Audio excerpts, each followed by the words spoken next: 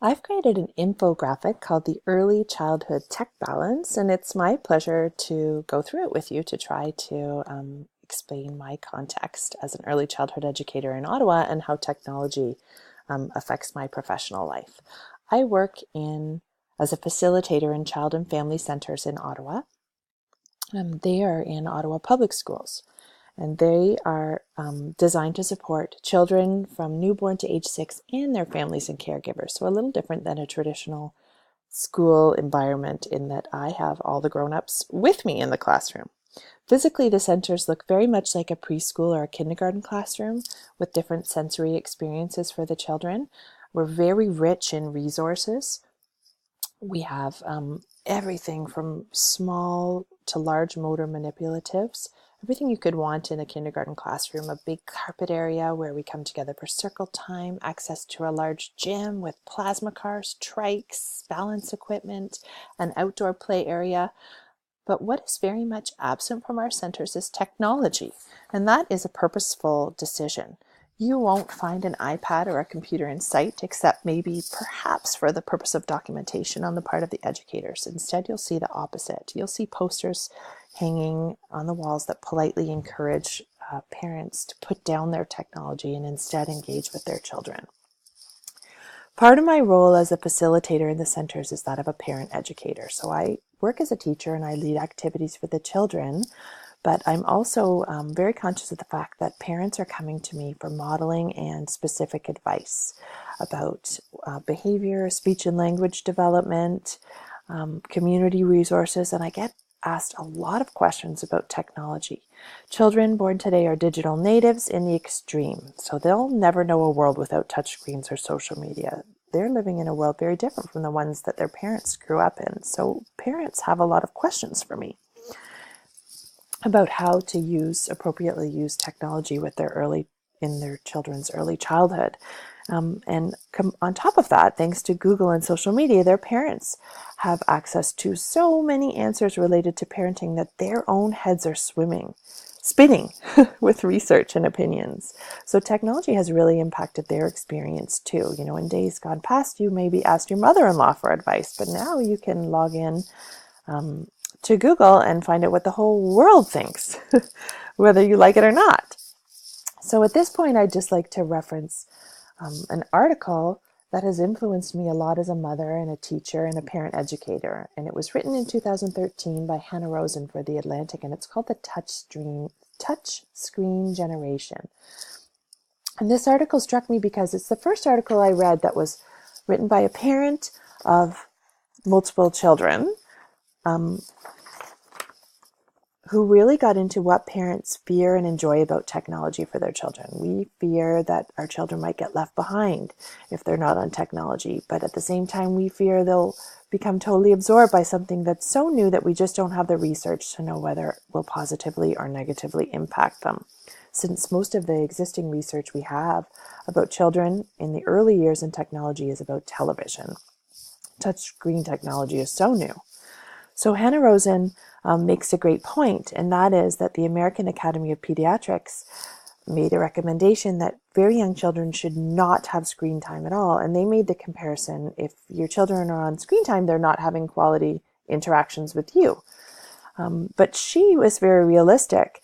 Like every parent, she knows this isn't exactly how life works. It's not as if every hour your child is on an iPad is an hour that you would have been doing a puppet show with your child and baking a cake with them and teaching them how to do cartwheels. Sometimes technology is used to fill a void. And this is actually, I find, problematic sometimes. I have an opinion as an educator on this. When you use technology to fill a void that's created when, we as parents, we sometimes have something else to do. We have to put on some laundry, we have to make dinner, we have 324 things we have to do in a day. So we're filling our child's time and attention with technology to make sure they don't get bored or whiny. That's actually, I feel we're doing our children a disservice because that's time that they're not learning to fill by using their own imaginations. And I think that's a little bit problematic when you get to school agers who don't know how to fill 5 minutes between classes. That you see sometimes children who can't sit in a doctor's waiting room. They have never heard of I Spy. So I think sometimes we do our children a disservice when we use iPads as babysitters. So Rosen's explorations and my own experience as a mother and an educator, and I began my career as an educator in the days when schools were very low tech, and I was high tech, considered high tech because I had an email address. It makes me consider and read about how technology is impacting not only children's overt behaviors, but also their development and the way children are thinking. I wondered to myself, is technology changing the way we think and focus? And I came across an article by Dr. Jim Taylor for Psychology Today, and he asserts that technology is changing the way children think and focus because it's impacting attention. And attention he calls the gateway to thinking. So without it, all other aspects of our thinking, perception, memory, language, learning, creativity, reasoning, all those important things are diminished if you don't have attention. So when you think about it, these are fundamental things that we as teachers and parents are working to activate and enhance in our children. And when we introduce technology too young, we're making our jobs harder, I think. So Taylor sums things up by saying, the bottom line is too much screen time and not enough other activities such as reading, playing games, and good old unstructured and imaginative play will result in children having their brains wired in ways that may make them less and not more prepared to thrive in this crazy new world of technology.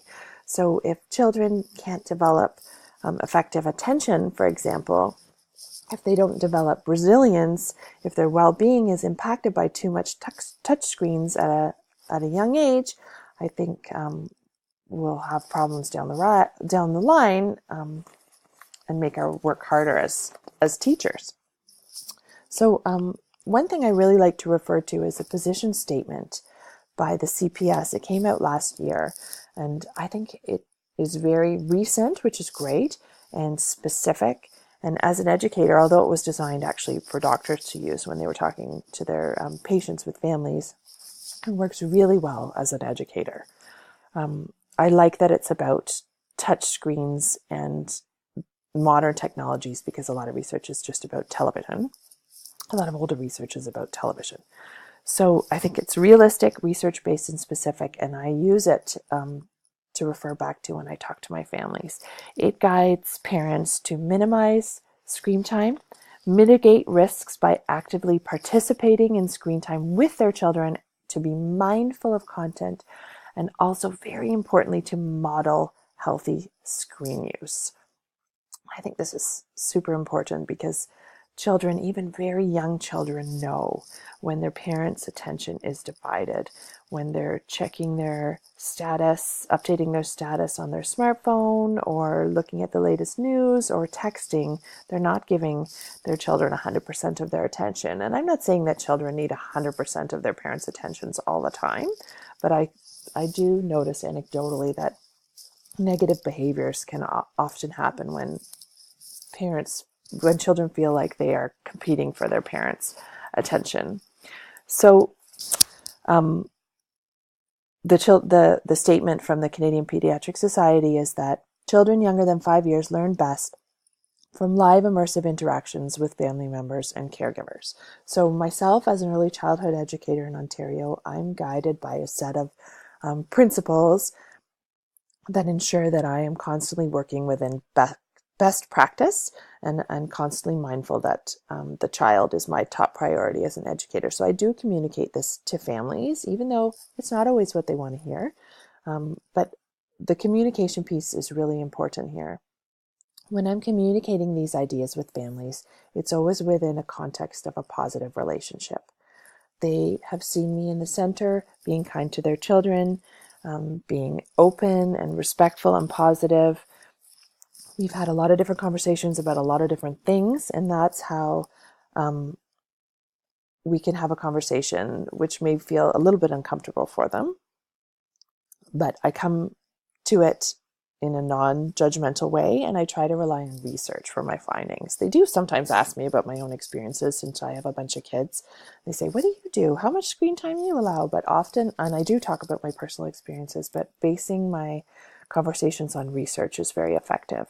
And this goes back to This communication piece goes back to the work of someone I admire, and that's Dr. Gordon Neufeld, whose work is based on the concept of attachment. And he asserts that learning happens within relationships. And in my mind, the educator-parent relationship is no different. We set up a positive relationship, and that's when the learning can happen. I have a lot to learn from parents, and I have a lot to teach. And also from listening to Margaret Wheatley, who's an expert on building healthy communities, we know that conversation is the way that human beings have always thought and discovered. So I can have conversations about technology use. I can offer ideas within the context of a warm conversation. And so in closing, I'd just like to reiterate that although we purposefully don't use tech in child and family centers, except for the purpose of documentation sometimes, we're constantly thinking about it and communicating about it and helping families to embrace or hold back on their use of technology depending on their child's development, or at least be very mindful rather than passive when it comes to technology and parenting.